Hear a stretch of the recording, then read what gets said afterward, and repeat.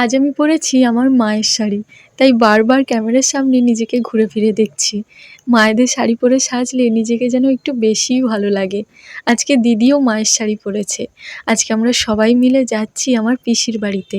ওখানে গ্রাম পুজোয় অন্নভোগের প্রসাদ খেতে যাচ্ছি আমরা সবাই মিলে। জানো তো, আমার পিসির বাড়িতে খুব জাগ্রত মনসা মন্দির রয়েছে। সে গল্প একদিন তোমাদেরকে করে শোনাবো। এই যে চলে এসেছি, একদম রাস্তার পাশেই পিসির মন্দির। এগুলো সব মানসিক করা ঠাকুর, মানে যারা মানসিক করে পুজো দিয়ে গেছে। আর এই যে পিসির পুজো দেওয়া হয়ে গেছে, আর আমরাও তক্ষুনি এলাম। পিসিকে বলছি একটু ঘটের জল দাও খাই। এই ঘটের জল খেয়ে কত মানুষ যে ভালো হয়, তোমাদের সে গল্প একদিন শোনাবো। আর তারপর আমরা চলে এলাম গ্রাম পুজোয় প্রসাদ খেতে। অন্নভোগের প্রসাদে ছিল অনেক কিছুই। তারপর যখন খেয়ে দিয়ে পিসিদের বাড়ি যাচ্ছিলাম, ঘাটের ওপরে উঠে এসছে একটা বড় সমুদ্র কাঁকড়া।